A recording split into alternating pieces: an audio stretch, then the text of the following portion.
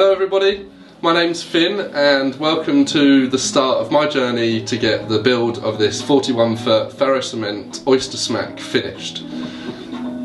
Now the boat was built in Brandy Hull, Essex in 1984 by a chap who was building two of them at the same time, sister ships, one for himself and one to be sold. Now unfortunately he went bust and had to sell both of the boats in order to get back some of the money he had lost. So the chap that bought the boat moved her up to Greenwich Yacht Club, but unfortunately was never seen again, so the club seized the boat and tried to sell her on to recover some of the costs that had been involved in keeping the boat there. So the guy that bought the boat from the yacht club got in a carpenter to make a start on the carpentry. So he had the deck structure made and fitted in the boat and built the cab roof and then the deck. So she is a plywood and glass deck. So unfortunately the carpenter that was on the job walked away and never finished the work. So the guy that owned the boat was in a bit of a sticky situation and decided to sell her, which then led on to the previous owner buying her and getting her moved up to Iron Wharf on a truck in 2017, where he then had the engine installed, had all the chain plates made up and a couple of other parts for the boat. Unfortunately his circumstances had changed and meant that he could no longer keep the boat and abandoned her again. So sadly, for the second time in her life, she had been abandoned. This was then when Iron Wharf Boatyard decided to seize the boat and sell her to again regain some of the costs that had been involved in keeping the boat at the yard. This is where I came along to rescue her and get her finally sailing and enjoying the gusts of wind that should be filling her sails. When she finally has some, that is, of course.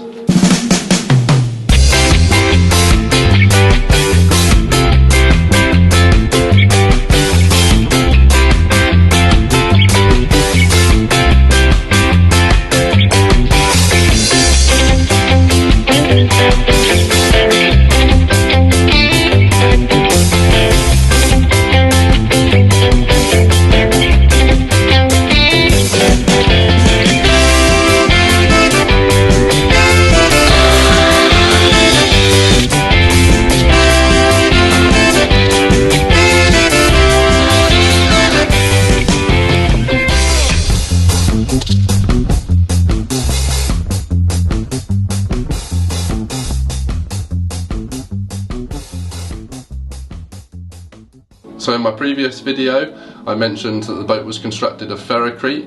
Now some of you have commented asking for more information on what exactly ferro-crete is.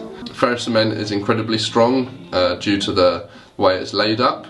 So what is done is they'll assemble a wire mesh that creates the shape of the hull using webbed reinforcing sections to create frames, and then they'll layer up around the boat up to around 8 layers of mesh that is then impregnated with a mortar mix, which is sand and cement. One of the very interesting things about ferro-crete is that throughout its life, as time goes on, it's known to just get stronger. So in 100 years time this boat will be at the strongest it's ever been, which is quite nice to know.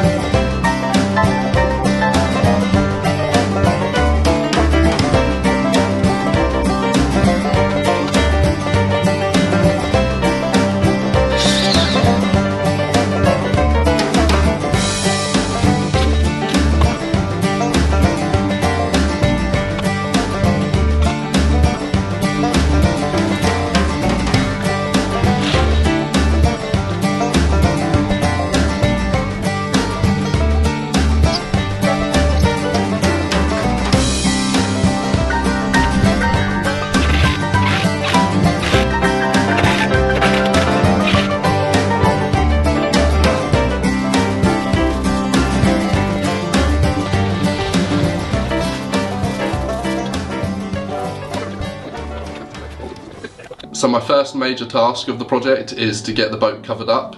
So I'm building a 50-foot by 30-foot boat shed, so it gives me a good area beside the boat inside where I can bring up a couple of the machinery that I've got tucked away in storage at the moment and be able to work freely and comfortably on the boat without having to travel too far to use machinery and everything else like that.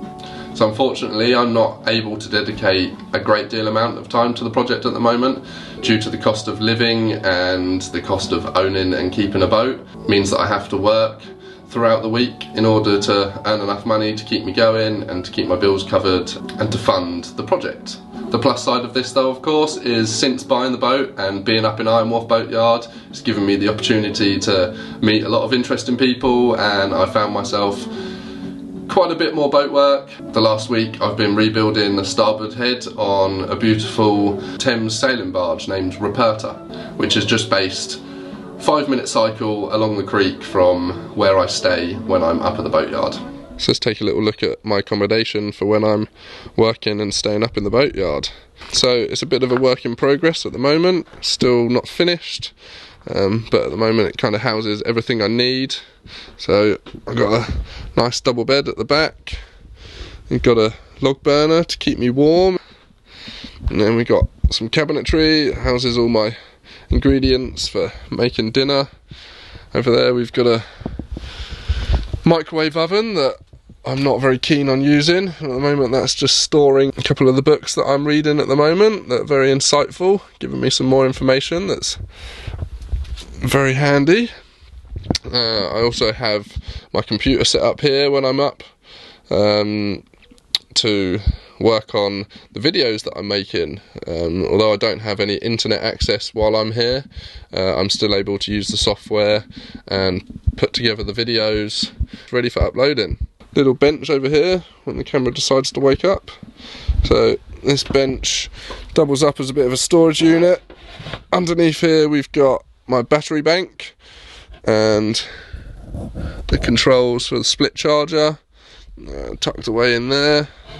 And on the other side we have a little toilet that's just removable in desperate times, as I don't really like to use it that often, as when I'm in the boatyard I've got access to a full bathroom and shower, so there's no need to use my little chemical toilet.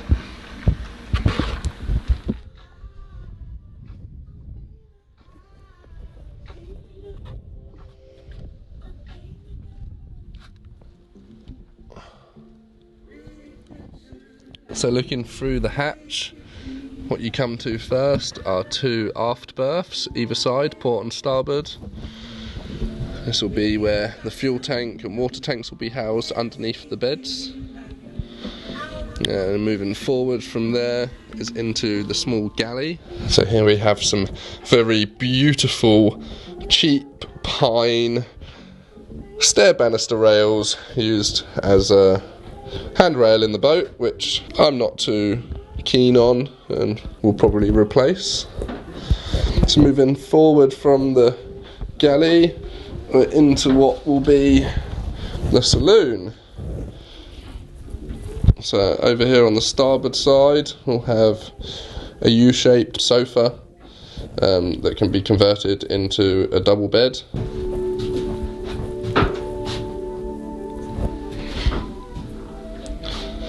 And then moving forward we have the head. So this is on a starboard side, it's where the toilet and hand basin is. And moving over to the port side is more of just a storage locker. So this will eventually, I guess, be converted into a full working head with a shower that will probably get dropped down into the bilges. So underneath this hatch here will probably be a secondary floor so you can stand and have a shower, because at the moment the headroom is limited. That's about 5 foot between the floor and the bottom of the deck beam, so you've got a duct to walk through. So at the moment the boat's currently being used as storage. as I don't have a great deal of dry covered area at the moment where I can stow stuff away safely. So at the moment it's just housing a few things. So the great thing about this boat is there is tons of space. So under everything you lift, there's small hatches, you can lift up the sections, find quite large storage compartments. And what we've got in here is a fair amount of rope that hopefully when it comes to rigging the boat will be a good start in some of the rope that's needed.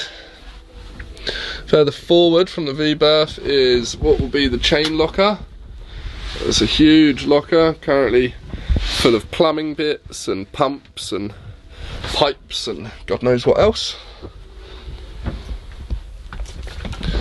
And then in this little locker here at the top there's a little bilge pump, but that currently houses all of the parts to connect up the engine and get it installed, ready to test it.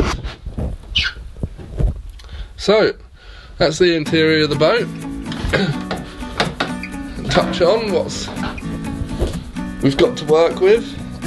Right, so that's all I've got time for in this video. So if you've enjoyed watching my progress up to this point, then be sure to hit the subscribe button and the little bell beside it to get notified of my next release. So thanks again for watching and see you next time.